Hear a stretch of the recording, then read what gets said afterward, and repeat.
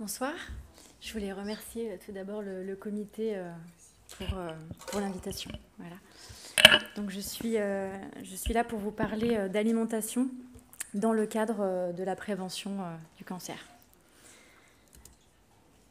Alors je vais commencer par faire un rappel un petit peu global sur les recommandations pour la santé de tous. Ensuite, je ferai un petit point sur les recommandations nationales en termes de prévention du cancer. Je vous présenterai un petit rapport du Réseau national de recherche sur l'alimentation et le cancer en association avec l'Institut national de recherche en agronomie. Ensuite, je vous parlerai de 2 études scientifiques récentes, de manière à aller un petit peu plus loin que les recommandations actuelles. Ensuite, j'essaierai de vous donner des conseils diététiques pratiques avec des petites recettes pour concrétiser un petit peu ces conseils. Voilà. Alors, dernièrement, cette année, il y a un nouveau programme de santé publique en termes d'alimentation qui est paru, donc le PNNS 4. Donc, il y a eu quelques petites modifications par rapport aux dernières recommandations en termes d'alimentation et de santé pour la population, pour tous finalement. Donc 5 fruits et légumes par jour, ça c'est une recommandation qui ne change pas, elle était déjà là auparavant. Voilà, elle est pour les fibres, pour les vitamines, pour les minéraux, on y reviendra. Ça c'est une nouveauté du PNNS 4. Donc c'est la création d'un groupe séparé des féculents et des céréales, le groupe des légumes secs. Voilà, on se rend compte que c'est un aliment qui est particulièrement intéressant en termes d'apport en fibres, mais aussi en minéraux. Une autre nouveauté également, du coup ce plan national conseille une poignée de fruits oléagineux par jour. Voilà. Pour l'apport en graisse, donc polyinsaturés, insaturés, et pour les minéraux également. Voilà. Donc amandes, noix, noisettes. Une recommandation qui change un petit peu également.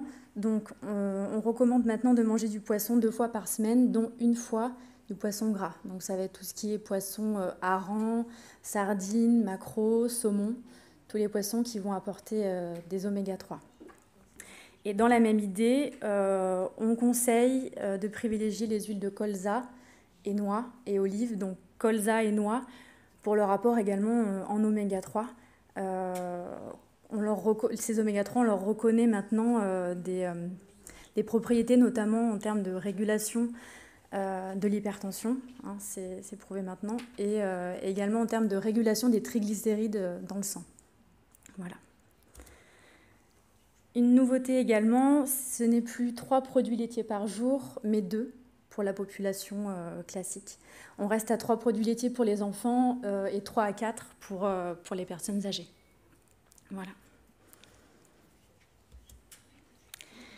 Donc limiter les aliments gras, salés, sucrés et transformés, ça ne change pas. Le programme national met en avant l'importance du fait maison, finalement. Une nouveauté encore, privilégier les aliments, les féculents complets, donc toutes les céréales complètes et au moins 1 par jour. Donc ce qui va être pain complet, les pâtes complètes, le riz complet, c'est des aliments qu'on voit un petit peu fleurir maintenant dans les magasins et ils sont très intéressants pour leur richesse en fibres. Voilà, encore une fois. 150 g de charcuterie maximum par semaine. Voilà, ça c'est une nouvelle recommandation également. En sachant pour parler concrètement, une tranche de jambon cru, par exemple, ça va faire aux alentours de 30-40 grammes. Voilà, donc on évite aux 150 grammes. Une raclette et voilà, vous y êtes. C'est fini. On conseille de manger 500 grammes de viande autre que volaille maximum par semaine. Donc en fait, on conseille au maximum 500 grammes de viande rouge. Hein.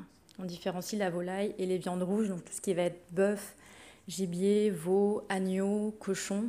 Voilà, donc 500 grammes par semaine, ça fait... on est sur 2 tranches de jambon et 3 steaks hachés, vous voyez, sur toute la semaine, maximum. 30 minutes d'activité minimum par jour, ça c'est une recommandation qui ne change pas également, très, très important. L'alcool avec modération et pas de manière quotidienne. Donc si on veut du coup parler des recommandations du PNNS vraiment en lien avec la prévention primaire des cancers, donc les facteurs augmentant les risques de cancer, les boissons alcoolisées, comme on a parlé tout à l'heure le docteur Hamelot, le surpoids et l'obésité, hein, c'est vraiment avéré, les viandes rouges et les charcuteries, d'où les recommandations en lien, le sel et les aliments salés, et les compléments alimentaires à base de bêta-carotène. Et les facteurs réduisant le risque de cancer, l'activité physique, les fruits et les légumes pour les fibres, les vitamines et les minéraux essentiellement, et l'allaitement maternel dans le cadre du cancer du sein.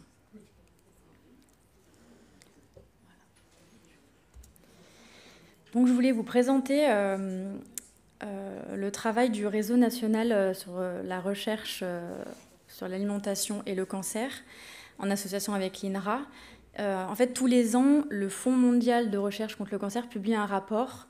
Et donc, le NACR et l'INRA ont un petit peu synthétisé certains éléments sous forme de tableau, dont celui-ci. Donc, on peut voir que les boissons alcoolisées, le surpoids et l'obésité, avec un niveau de preuve convaincant, sont des facteurs nutritionnels qui augmentent le risque, notamment du cancer du sein après la ménopause. Voilà. Donc la taille à l'âge adulte également, la prise de poids au cours de la vie adulte pour le cancer du sein après la ménopause. Et dans l'autre sens, le deuxième tableau met en évidence du coup, par exemple, l'activité physique ayant un lien direct avec la diminution du risque de cancer du côlon. Et pour l'activité physique et le cancer du sein après ménopause, du coup, le risque, la diminution du risque avec un niveau de preuve probable. Voilà. Donc ça, c'est là où on en est au niveau de l'avancement et des études en cours. Et on voit que le surpoids et l'obésité chez la femme jeune diminuent le risque de cancer de manière probable. Voilà.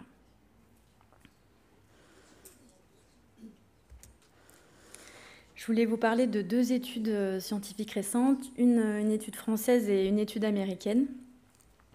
Donc, la première étude française, donc l'INRA en association avec l'INSERM et l'Université Paris 13. Donc, je vous ai mis la conclusion d'emblée et puis je vous explique après les conditions de mise en œuvre de l'étude. Donc, ça, c'est vraiment, je vais vous citer vraiment parce que c'est une phrase qui a été écrite dans le communiqué de presse. Donc, une diminution de 25% du risque de cancer, tout type de cancer, a été observée chez les consommateurs réguliers d'aliments bio par rapport aux personnes en consommant moins souvent. Donc, si on rentre dans le détail de l'étude, donc elle a été menée sur un échantillon d'à peu près 69 000 participants, 78% des femmes, âge moyen 44 ans. Et cette étude a duré 7 ans. Il y a eu 1340 nouveaux cas de cancer validés sur dossiers médicaux, bien sûr. Et on a enregistré cette diminution de 25% du risque de cancer, tout type confondu, chez les consommateurs réguliers d'aliments biologiques, comparé aux consommateurs avec une fréquence moins importante. Donc c'était l'étude, elle a été menée sur une base de questionnaire de fréquence de consommation. Voilà. Mise en relation avec les dossiers médicaux, bien sûr. Il y a un deuxième point qui a été mis en avant par cette étude, c'est une diminution du risque de cancer du sein particulièrement marquée. Donc 25%, c'était cancer tout confondu, et moins 34% pour les cancers du sein. et moins 76% pour les lymphomes. Voilà.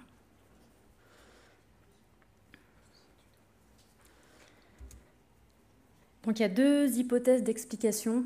Ils sont assez, pour l'instant, voilà, ça nécessite d'autres recherches. C'est un petit peu la conclusion du communiqué. Ils partent sur 2 hypothèses. La première, ce serait bien évidemment la dose plus élevée de pesticides dans l'alimentation conventionnelle, finalement, ce qui paraît logique.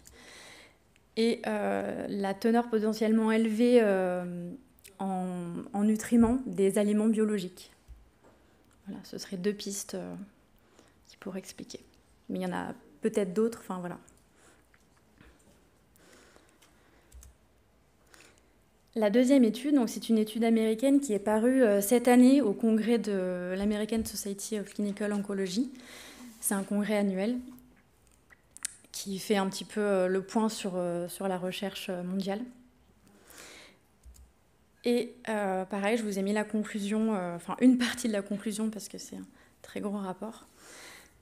Donc l'adoption d'un régime alimentaire pauvre en matières grasses associé à une consommation accrue de légumes, de fruits et de céréales a considérablement réduit le risque de décès par cancer du sein chez la femme ménopausée.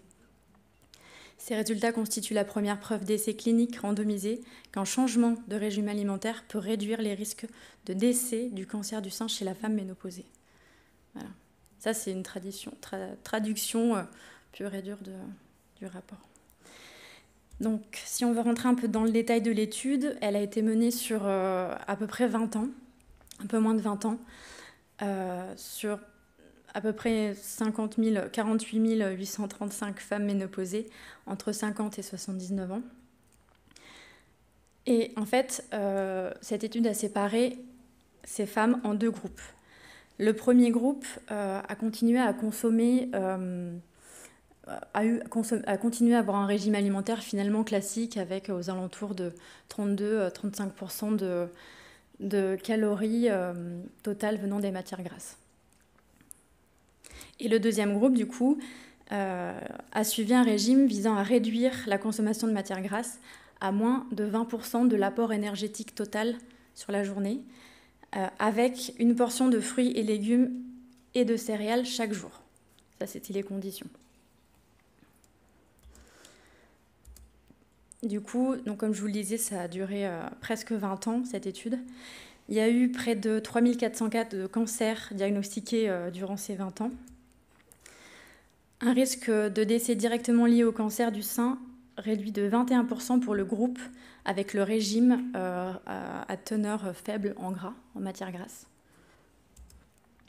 Et un risque de décès toutes causes confondues après un diagnostic de cancer du sein réduit de 15% pour ce même groupe.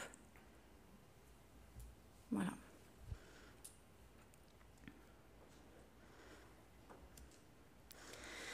Du coup, si on veut aller un petit peu plus loin que les recommandations nationales actuelles, on pourrait avoir trois petits conseils supplémentaires. Par exemple, par rapport aux graisses saturées, on pourrait réduire la consommation de fromage à 1 par jour.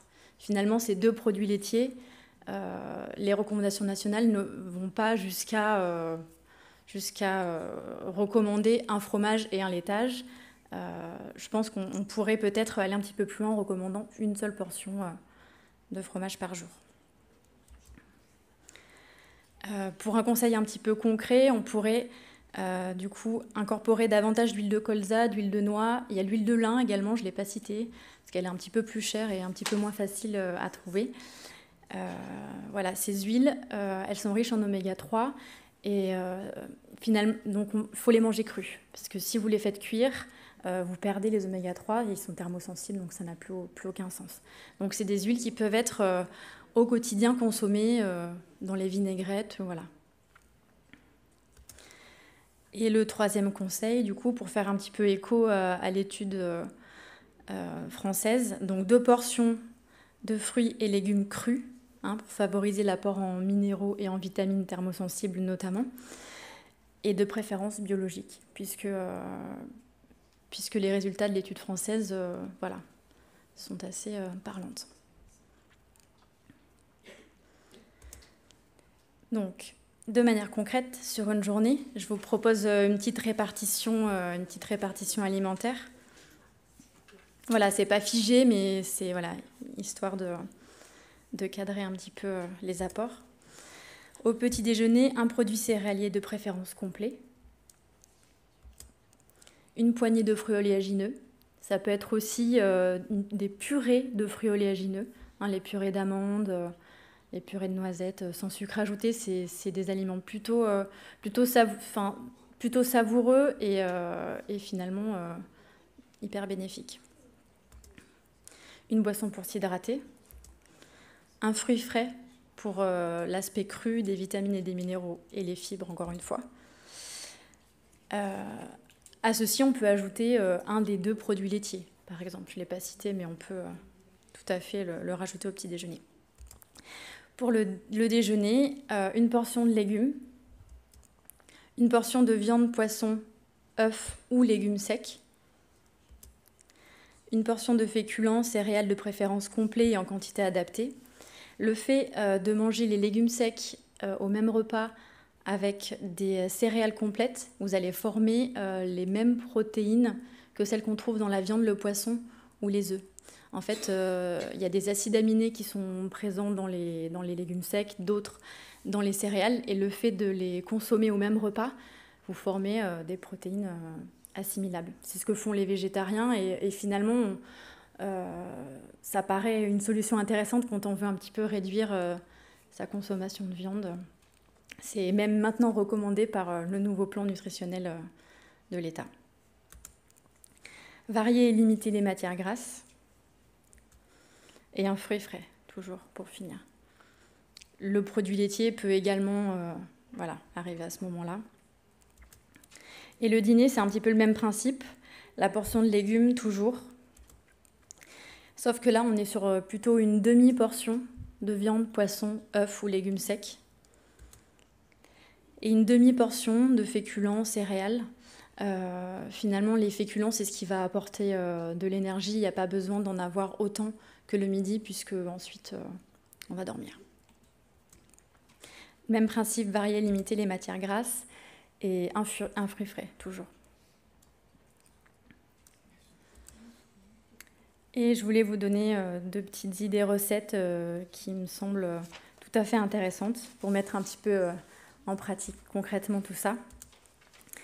Le dalle de lentilles corail, je ne sais pas si vous connaissez.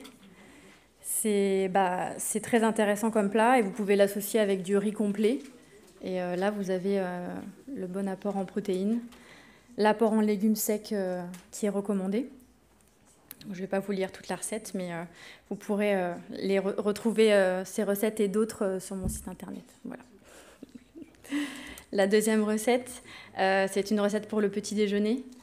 Et je la trouve assez parfaite, entre guillemets.